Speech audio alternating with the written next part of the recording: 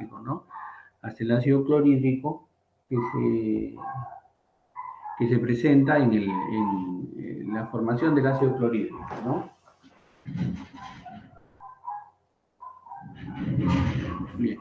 Entonces, hemos llegado hasta eso y hemos visto que el ácido clorhídrico tiene un pH de 1 a 3.5. Habíamos visto la secreción salival que tiene un pH de 6 a 7 más o menos. Habíamos visto que tenía una secreción mucosa, esta secreción mucosa pasaba al esófago. En la secreción salival había tialina, una parte de tialina, ¿no es cierto? Pues nosotros vamos a ver hoy día la secreción y esta secreción cómo ayuda a la digestión de los alimentos, su absorción. Y hemos visto también que es importante que el aparato digestivo cumple la función no solo de secreción, sino de absorción, ¿no? Nosotros producimos entre lo que tomamos y lo que secretamos casi 8 litros y medio y secretamos y lo absorbemos casi 8 litros 400. Entonces, solo 100 centímetros acompañan a las heces en situaciones normales, ¿no? Normales. Entonces, ¿qué es lo que perdemos?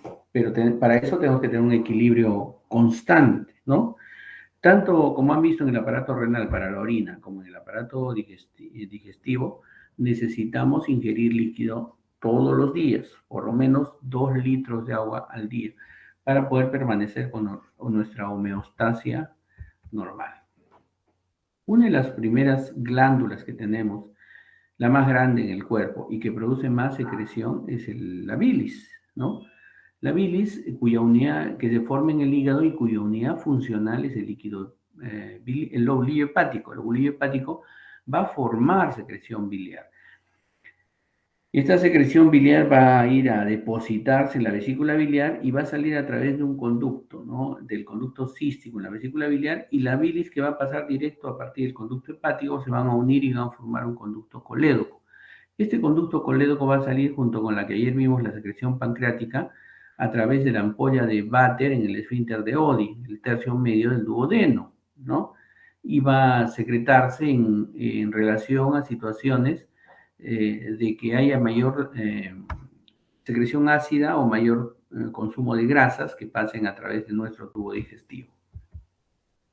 Entonces, la vesícula biliar que está en contacto con el hígado es un saquito que está debajo justamente del hígado y se almacena y ahí se concentra la bilis. La mucosa de la vesícula biliar tiene la capacidad de tener una absorción mayor, constante, permanente de agua.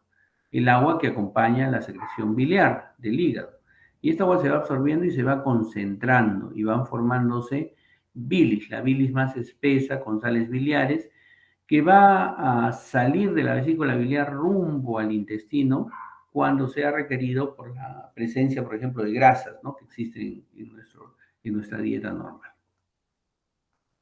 Entonces, la vesícula biliar concentra y almacena y concentra a la bilis, ¿no es cierto? La bilis que viene del hígado. Eso es lo importante, que sus paredes tienen que tener la capacidad de absorción de agua.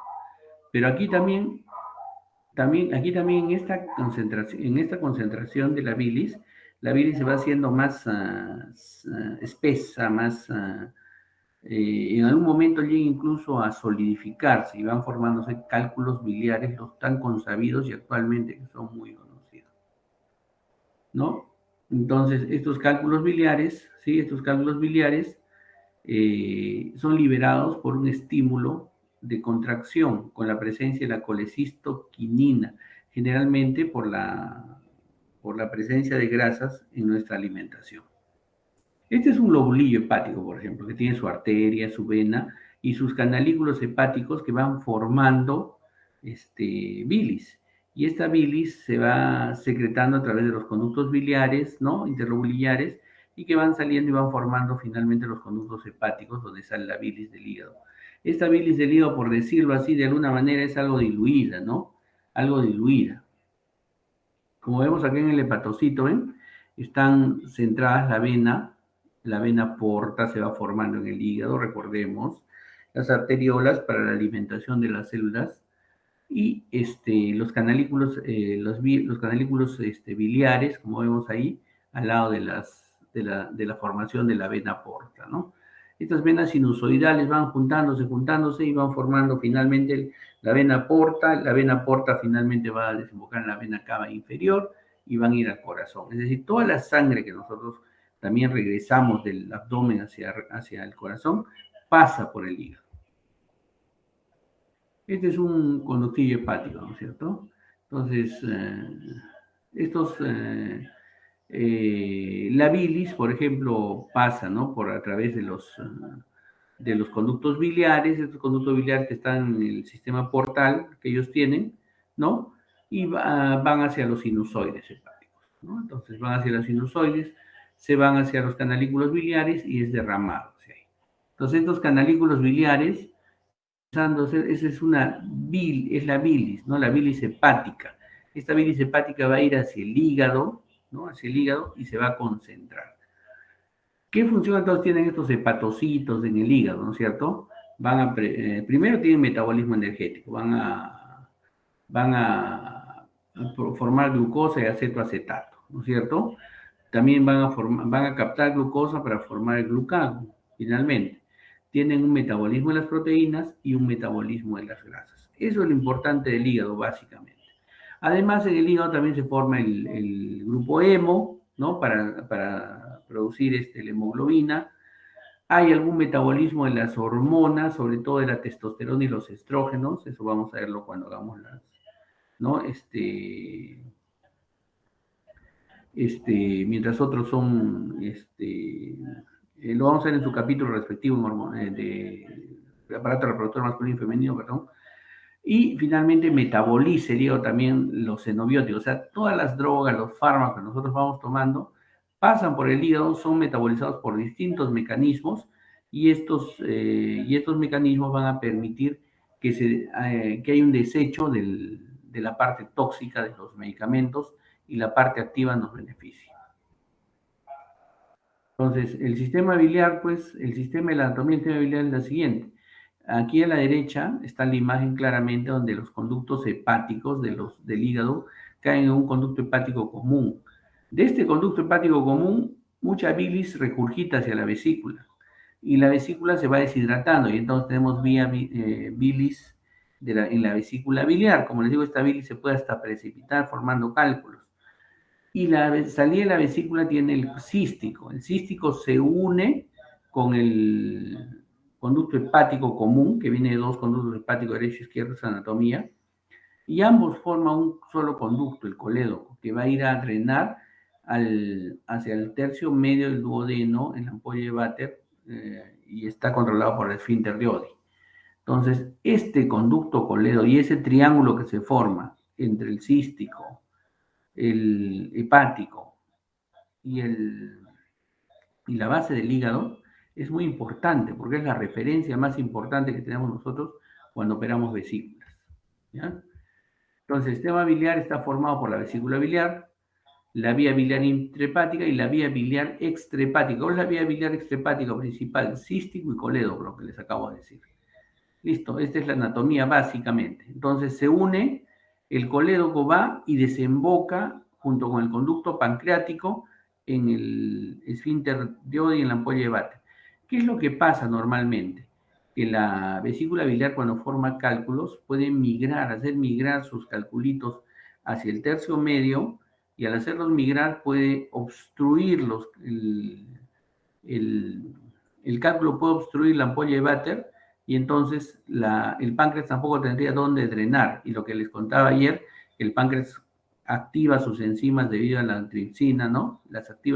El resto de sus enzimas las activan y al activarlas y no poder salir hacia el duodeno, comienza a consumirse al mismo páncreas, ¿no? Y al consumir el mismo páncreas producimos una pancreatitis, algo muy severo, un cuadro con mucha tasa de mortalidad, muy alta la tasa de mortalidad. Entonces, ¿qué tenemos nosotros en la bilis? Tenemos en la bilis de los hepatocitos, tenemos ácidos biliares que se forman en el hígado, colesterol, tenemos lecitinas, tenemos pigmentos biliares. Y además, en los conductos y conductillos del hígado, en la secreción acuosa tenemos soluciones similares al plasma, con sodio, potasio, bicarbonato, etc. Entonces, ¿qué hacen estas sales biliares que forma el hígado? ¿Cuál es su función? Primeramente, esta función actúa como detergente.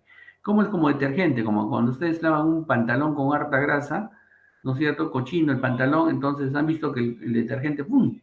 Se deshace la lavaza y ya no hay lavaza, se queda como en agua.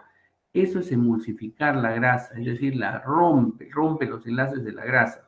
Y al romper los enlaces de la grasa, estos van formando pequeñas partículas, que llaman micelas. ¿Qué hay en estas micelas? Hay sales biliares y dentro de la micela, que es como una molécula, está el ácido graso, los monoglicéridos, el colesterol, toda la grasa que ingresa al sistema nervioso, al sistema digestivo. Estas grasas, esta partícula de las, digamos, de las micelas, va a llevar a la mucosa del intestino estas grasas para ser absorbidas. Esa es su función principal de la bilis. ¿Ya? Entonces, más o menos formamos 0.6 gramos al día de, de bilis, de sales biliares. ¿Quiénes son los precursores de las sales biliares? El colesterol. ¿Quién forma el colesterol? Lo sintetizan los hepatocitos. ¿Y los hepatocitos, de dónde viene el colesterol? De las grasas que nosotros consumimos normalmente. Primero el colesterol se convierte en ácido cólico o ácido quenodesoxicólico y luego junto con la glicina y la taurina forman ácidos biliares, gluco y taurocólico conjugados. Las sales biliares se secretan con la bilis. Estas sales biliares gluco y taurocólicas se secretan con la bilis y son las que se encargan de emulsificar las grasas, es decir, romper los enlaces de las grasas y emulsificarlas. Entonces, estos son los ácidos biliares que sintetizan más o menos 6 gramos por día, ¿no? ¿Cuáles son los ácidos biliares? El ácido tauro y quenoxidesoxicólico, ¿cierto? Entonces, ¿cómo se sintetizan las sales biliares? Del colesterol se forman también oxisteroles y ambos por las hormonas 7-hidroxicolesterol y 7-oxiesteroles hidroxilados van a formar el colato y el deoxicolato, ¿ya? Entonces, al final tenemos las sales biliares con los ácidos queno y taurocólicos, ¿no es cierto? Estas sales biliares salen tanto de la vesícula como del hígado y van al intestino a través de la ampolla de Vater, ¿no? Entran al intestino, hacen su trabajo, emulsifican las grasas, presentan las grasas hacia la mucosa intestinal y posteriormente al despegarse de las grasas son nuevamente reabsorbidas. Y casi el 95% de estas sales biliares son reabsorbidas. El 5% que se van en el intestino con la materia fecal le dan el color a la materia fecal que nosotros producimos. Entonces, más o menos la circulación, ¿no es cierto? Salen del hígado y salen de la vesícula, entran al duodeno, en el duodeno ingresan al duodeno, se reabsorben 90-95%, se reabsorben a través de la circulación portal y 5% son eliminados. Entonces, más o menos, ¿quiénes son los que producen las secreciones biliares? Lo producen dos enzimas principalmente, dos hormonas principalmente, la secretina y la colecistoquinina. Entonces, la secretina, células D, la colecistoquinina, células I.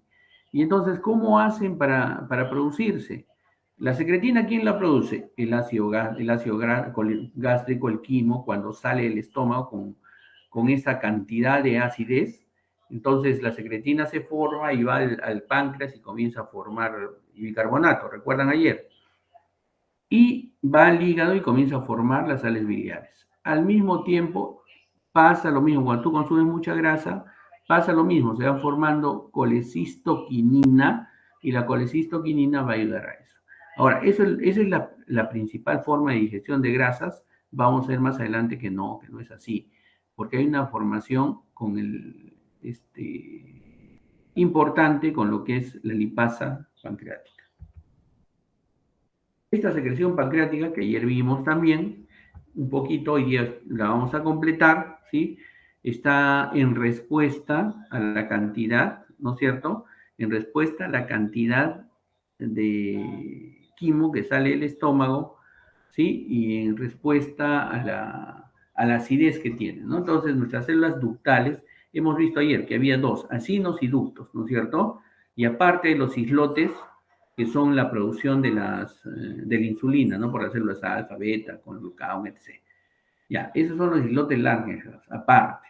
Aparte, el páncreas tiene acinos. Estos acinos forman enzimas digestivas. Estas enzimas digestivas que ayer vimos, ¿no es cierto? Que ayer vimos estas enzimas digestivas, la quimotripsina, la tripsina, las elastasas, etc., están inhibidas ahí en las células del acino. Y en las células ductales, es decir, en las células del ducto que van a ir hacia el duodeno, en esas células del ducto se produce bicarbonato, ¿no? Bicarbonato. Entonces, en respuesta a la acidez del quimo. Esta secreción pancreática puede desarrollarse hasta 1,5 litros. Entonces, aquí ya vemos una relación completa, páncreas-hígado, ¿no? Páncreas-hígado.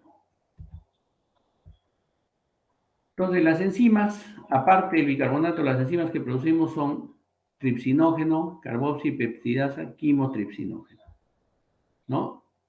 ¿Y qué otras enzimas que libera el páncreas aparte de la tripsina, quimotripsina, carboxipeptidasa? Tenemos la milasa, la lipasa, la colesterolasa, la fosfolipasa, la elastasa, la nucleasa. Es decir, van rompiendo todos los enlaces que tiene tanto proteínas, grasas y carbohidratos, todos los grupos alimentarios. Pero estas enzimas están inactivas en los acinos y la que los puede activar es la tripsina, pero la tripsina está en forma inactiva por un inhibidor de la activación de tripsina que existe. Cuando este inhibidor cesa su función y la tripsina comienza a activar a los otros, en el momento del paso de los alimentos por el duodeno. Ese es su estímulo, ¿sí? Entonces tenemos los acinos pancreáticos con su ducto pancreático.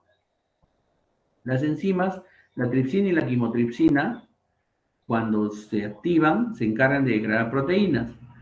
La carboxipeptidasa degrada algunos péptidos hasta convertirlos en aminoácidos, es decir, también ayuda a las proteínas, y ayuda a las proteínas.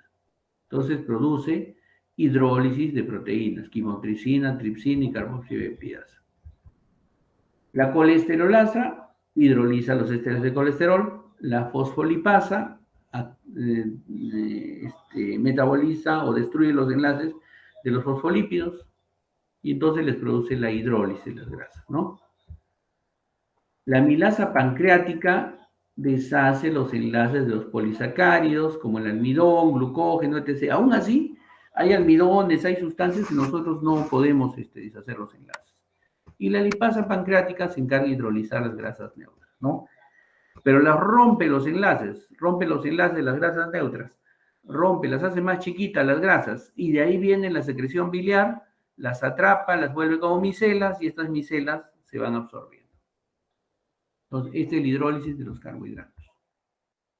¿Y cómo se activan las sistemas pancreas? Las páncreas están inactivos dentro del páncreas. Cuando entra la luz del duodeno, se forma en el duodeno, se forma una enterocinasa, y esta enterocinasa, ¿sí? Actúa sobre el tripsinógeno, lo cambia a tripsina y la tripsina comienza a funcionar. Entonces, esta enterocinasa es producida en la mucosa intestinal y es la encargada de inhibir la formación de tripsinógeno en tripsina. En el momento en que el tripsinógeno, que es la enzima inactiva, se convierte en tripsina, comienza a activar el resto del quimotripsinógeno, lo vuelve quimotripsina y así va activando todas las enzimas. En la secreción del bicarbonato está dada por las células del ducto y se da en relación al ácido clorhídrico que secreta el estómago, ¿no es cierto? ¿Quién va a estimular la formación de bicarbonato? Toda la secretina. Entonces, ¿Cómo se va formando el ácido, el bicarbonato de sodio? Igual, el CO2 pasa de la sangre hacia el agua, se forma dentro de las células se van formando ácidos carbónicos, se escinden, se forma un bicarbonato y un ion hidrogenión, el ion hidrogenión se va a la sangre y el ion bicarbonato pasa hacia el ducto, ¿no es cierto? El ion hidrogenión se cambia hacia la sangre con un ion sodio y entonces el bicarbonato se convierte en bicarbonato de sodio. Ahí está, las células del ducto, ¿no es cierto? El CO2 más el agua, se forma el ácido carbónico, ¿sí? Y el ácido carbónico secreta el ion bicarbonato y hacia la sangre regresa el ion hidrogenión, no solito, sino con una bomba de protones que cambia el ion hidrogenión con sodio, ¿no? El sodio ingresa a la célula y el ion hidrogenión. Hasta ahí es lo que es secreciones del tubo digestivo. Del, hemos hablado de lo que es la secreción salival, la secreción gástrica, la secreción biliar, la secreción hepática, la secreción pancreática, con sus enzimas. Entonces, estas secreciones se encargan de romper enlaces. Nosotros consumimos cadenas de polipéptidos, polisacáridos, ¿no es cierto? Ácidos grasos en cadenas largas. Y entonces nosotros tenemos que ir rompiendo, porque la función de la digestión es ir rompiendo estos enlaces hasta hacerlos monómeros, ¿no es cierto? O dímeros. Estos monómeros o dímeros de las proteínas, de los carbohidratos, de las grasas, tienen que ser absorbidos luego, ¿ya? Y estos monómeros, para absorber se requieren toda esa digestión, requieren la secreción de las sustancias, si no, no podrían absorberse. Pero ¿cómo se van formando estos alimentos? ¿Cómo formo yo una galleta con varios polisacáridos? ¿Cómo van uniéndose? Bueno, o una proteína, un pedazo de carne que como yo, mi carne misma, mis músculos, cómo se van conformando por cadenas de polipéptidos, ¿no es cierto? Y las grasas lo mismo. Entonces, nosotros tenemos una pirámide alimentaria, ¿no? Donde lo que más consumimos son minerales, vitaminas, deberíamos consumir proteínas, tanto animales, somos animales omnívoros, ¿no? Deberíamos consumir proteínas, tanto proteínas naturales como proteínas animales, grasas y carbohidratos, ¿no? Poco carbohidrato. Nuestro error es que consumimos mucho carbohidrato, por eso estamos gorditos. Entonces, en otros países consumen poco carbohidrato y más consumen proteínas, ¿no? Y poca grasa. La grasa siempre tiene que estar presente porque le estoy repite y repite. ¿De dónde se forman las sales biliares? Del colesterol. ¿De dónde viene el colesterol? De la grasa que consumimos. O sea, no van a consumir en exceso, pero siempre tenemos que consumir grasa. Entonces, en la digestión, el principal proceso es hidrolizar los enlaces que van formando esas cadenas grandotas, ¿ya? Entonces, los hidratos de carbono, cuando se van juntando, se van condensando. ¿Qué es condensar? Perder una cadena de agua, pierde una cadena, una molécula de agua, se van condensando y se juntan varios monosacáridos, se van volviendo disacáridos, después se vuelven polisacáridos. Es decir, eliminan un ion hidrogenión, se condensan, el agua es H2O, ¿no? Eliminan un ion hidrogenión, ya eliminan un ion hidrogenión de uno de los monosacáridos y eliminan un ion hidroxilo del siguiente, ¿ya? Y entonces se van juntando, botan una molécula de agua, ¿no? Hidrogenión más hidroxilo, H2O, ¿no? Y entonces comienzan eso. Cuando nosotros queremos romper los enlaces, lo que hacemos es hidrolizarlos, es decir, nosotros vamos a meterles nuevamente esa molécula de agua ahí y lo vamos a hidrolizar. Hidrólisis. Entonces, ¿cómo se produce el hidrólisis? Acá, ¿ven? Acá se produce el hidrólisis, ¿no es cierto? Un monosacárido y un monosacárido se unen y le ponemos una molécula de agua al disacárido y volvemos sus iones hidroxilo, ¿no?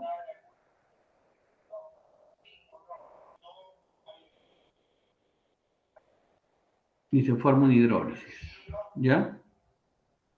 Los triglicéridos.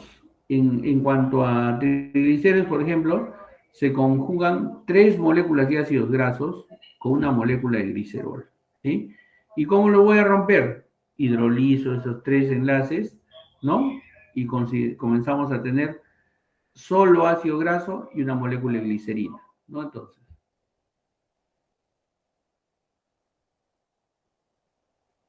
acá tenemos, en cuanto a proteínas, los polipéptidos.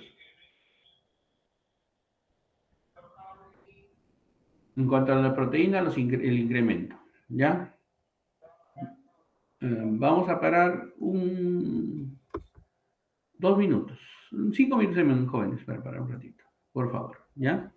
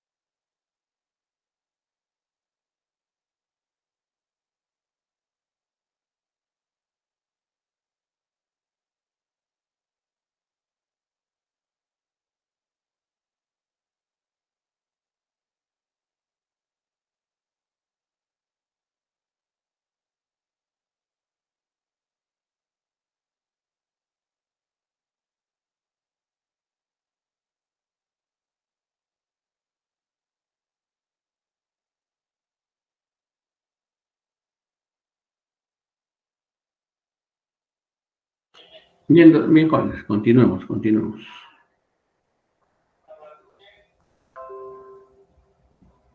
Bien, entonces que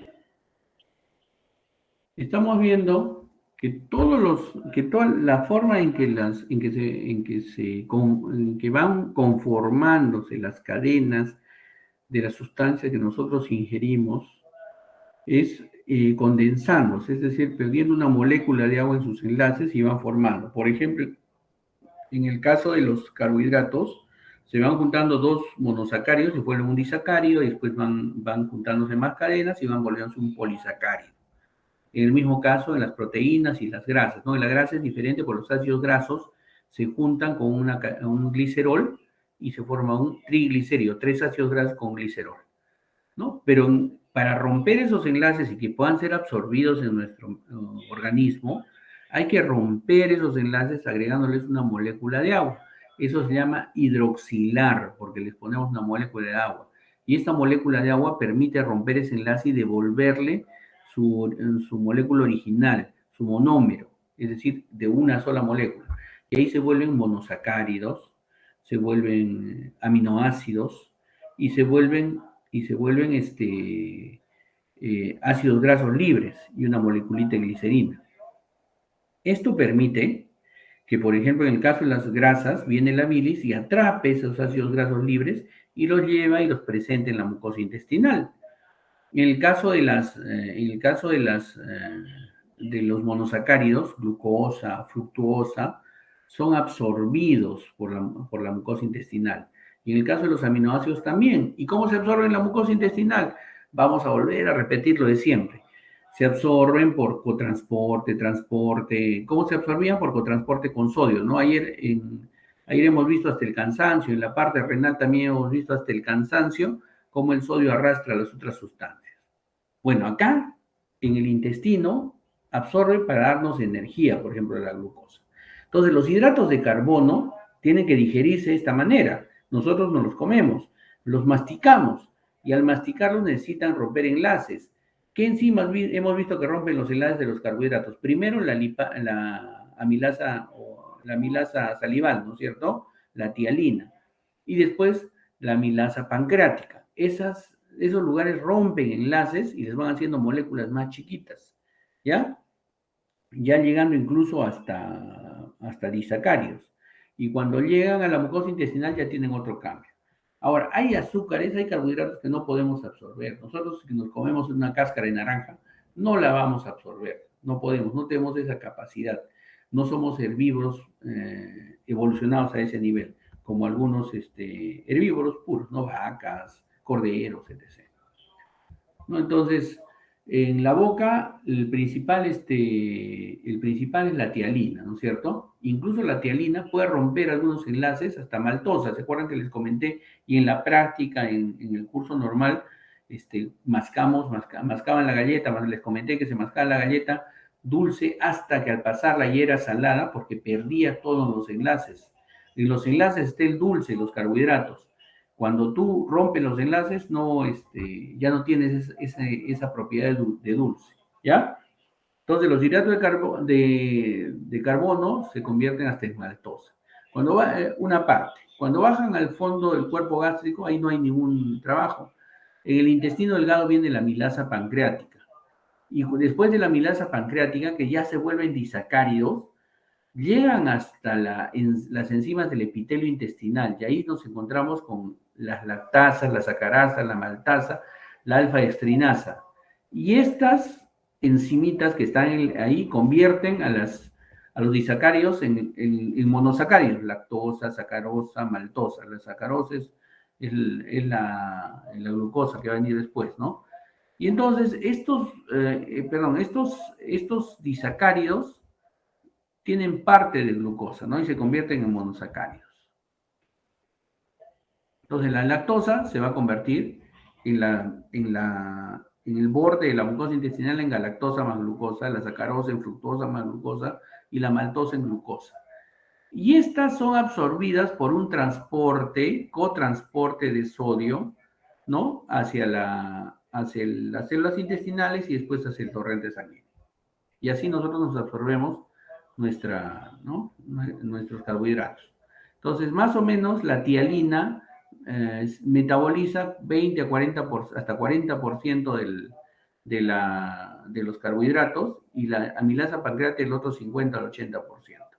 ¿Sí? Y entonces convertimos glucosa, galactosa y fructosa. Y los tres son monosacáridos que se absorben de esa manera. Las proteínas, en cambio,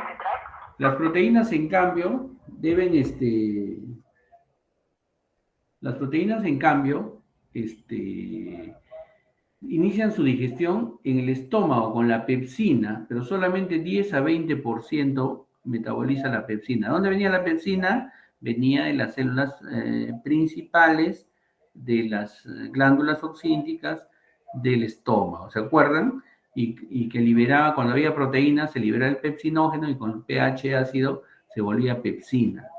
Esta pepsina nos ayuda al 10 a 20% del proceso. El resto es con las enzimas pancreáticas, la tripsina, la quimotripsina, la carboxipepsidasa, la proelastasa, las nucleasas, rompen todos los enlaces y se convierten en el intestino delgado en aminoácidos, ¿no? Y ahí vienen los aminoácidos simples, o por lo menos en polipéptidos, y cuando llegan a la membrana intestinal, se encuentran con otras enzimas, igual que los carbohidratos, polipeptidasas, etcétera, que van convirtiéndolos en aminoácidos simples. Y estos aminoácidos simples, ¿cómo entran a la célula para después ir a la sangre y ayudarnos en nuestros procesos? Entran por un cotransporte con el sodio.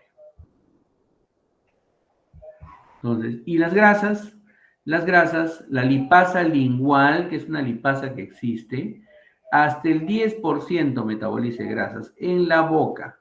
En el estómago no pasa nada, solamente ayuda a la mezcla con el ácido clorhídrico. Y en el intestino, los ácidos biliares, que ya hemos comentado cómo actuaban, emulsionan las grasas, reducen el tamaño, hacen moléculas de grasa más chiquitas y permiten la absorción, ¿no? De los triglicéridos. Y los triglicéridos se convierten en ácidos grasos libres y una molécula de glicerina. Aquí está, los emulsifican, estas son las micelas, ¿no? Se pegan los ácidos biliares a la molécula grasa, van y la llevan a la mucosa intestinal. Y también tenemos colesterolasas, etcétera, ¿no? Entonces, la lipasa pancreática y la lipasa lingual son las más importantes para los triglicéridos. El colesterol, su más importante es la colesterolasa y los fosfolípidos, ¿no? Son los ésteres de colesterol, la colesterolasa y la fosfolipasa que también están en el páncreas. ¿Cómo se absorben? ¿Cómo se absorben entonces? Así se digieren finalmente. ¿Y cómo se absorben? Bueno, primero vamos a acordarnos del agua. El agua se absorbe aproximadamente 8 a 9 litros de agua al día. Ya que hemos dicho, agua es un decir, porque son en realidad con secreciones, la cantidad de líquido que nosotros tomamos, etc. ¿Sí? La mayor parte se absorbe en el intestino delgado y más o menos 1,5 litros pasa al colon. El colon también se va absorbiendo, ¿sí? Y vemos, pero es menos, se absorbe en menos cantidad. Entonces, para que se absorba todas esas concentraciones en el intestino, el intestino va doblando, por decir de alguna manera, va doblando sobre sí toda toda su mucosa.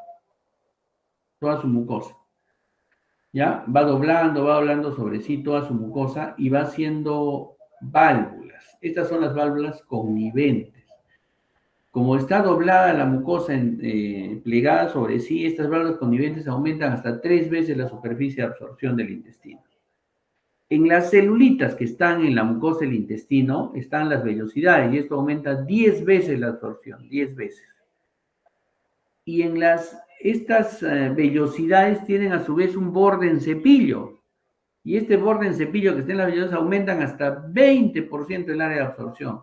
Entonces, como ustedes van viendo, cada pequeña división de las células del intestino delgado van aumentando más y más la superficie de absorción. Estas son, por ejemplo, las vellosidades, ¿no es cierto? Estas son las vellosidades, el borde en cepillo, aquí, por ejemplo, ¿no es cierto? Aquí ya, recuerden, vellosidades, borde en cepillo, ¿no? Ahí está la vellosidad y su borde en cepillo. Entonces, eso aumenta más la absorción. ¿Y cuánto absorbemos? ¿Cómo absorbemos? Absorbemos por transporte activo, algunas moléculas, otras absorbemos solo por difusión, otras absorbemos por arrastre con disolventes, ¿no? Transporte activo o cotransporte también absorbemos. Glucosa, los carbohidratos, los monosacáridos con el sodio, los aminoácidos con el sodio. ¿Quiénes difunden solos? El sodio, el agua difunde sola, ¿no? O difunde siguiendo al sodio, ¿sí? Entonces, ¿qué absorbemos así diariamente? Absorbemos los hidratos de carbono, absorbemos cientos de gramos de hidratos de carbono, 100 o más gramos de grasas, siempre tenemos que absorber grasas, así no nos guste. Aminoácidos, 50 a 100 gramos, iones, 50 a 100 gramos, iones, me refiero a todos los microelementos, ¿no? Que ustedes consumen a diario sodio en la sal, potasio, consumen magnesio a diario, sin darse cuenta a veces. Y entonces,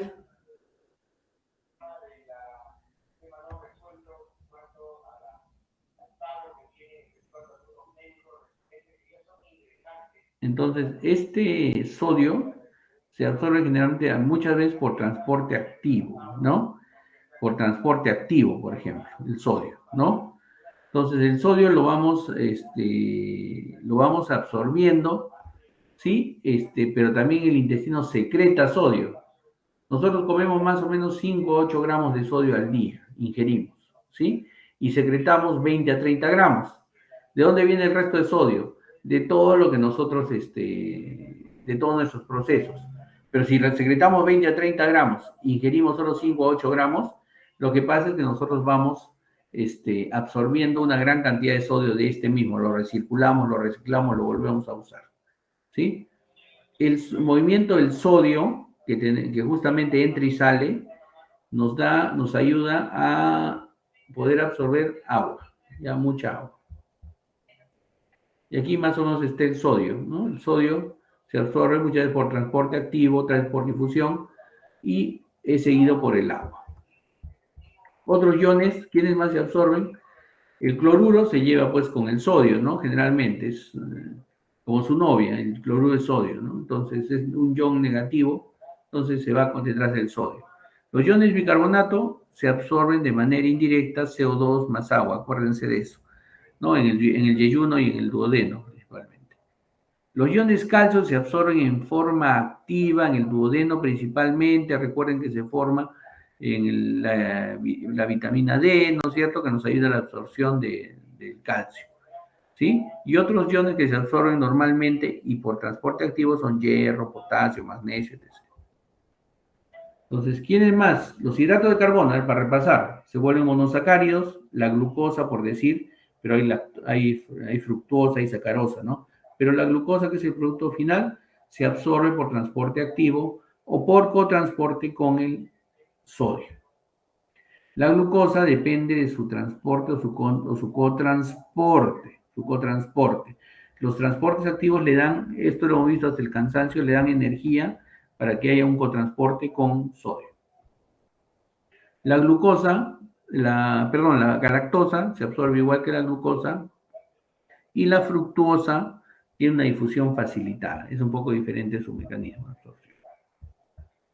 Las proteínas pues son dipéptidos, tripéptidos o los aminoácidos libres. Los vamos rompiendo. Recordemos la pepsina en el estómago y la pepsina, la tripsina, quimotripsina, las enzimas pancreáticas, ¿no? Que la peptidasa, etc. ¿Y cómo se absorben? Por cotransporte con el sodio, ¿no? Por cotransporte con el sodio. Y las grasas, los monoglicéridos y ácidos grasos libres se absorben con las micelas, ¿no es cierto? Y estas micelas los llevan y los presentan a la mucosa intestinal. Las sales biliares forman micelas, las sales biliares salen y se pegan a la molécula grasa, forman micelas y la presentan a la mucosa intestinal. En el intestino grueso pasan más o menos 1500 mililitros todavía de agua, ¿no? Y se van absorbiendo, ¿sí? Se van absorbiendo una gran cantidad de agua al día. Al final solo vamos a hacer con las heces 100 mililitros, o sea, se absorbe una gran cantidad de agua en el intestino grueso. Más o menos puede absorber hasta 8 litros en el intestino grueso. Cuando nosotros tenemos alguna enfermedad en intestino delgado o en intestino grueso, nuestras deposiciones se hacen líquidas porque no tenemos la capacidad de absorber porque alguna infección, alguna cosa ha inflamado la mucosa intestinal o la mucosa del intestino grueso, ¿no? Y esto hace de que comencemos a evacuar cámaras líquidas. Generalmente esto se debe a bacterias, virus. Y las heces, para terminar, lo que nosotros eliminamos.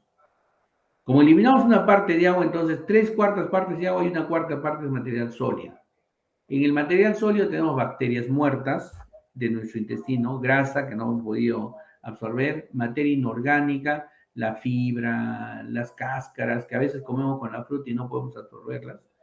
Algo de proteínas eliminamos que no hemos podido absorber y 30% de componentes secos de los jugos digestivos, ¿no es cierto? Es decir, igual, todo lo que no hemos podido absorber, porque tenemos alimentos que comemos que están riquísimos, pero que no podemos absorberlos, ¿ya? ¿Quién del color? Los derivados de la bilirrubina que vienen del grupo hemo, que se forma en el hígado y que está con las sales biliares, ¿no es cierto?, que se van eliminando.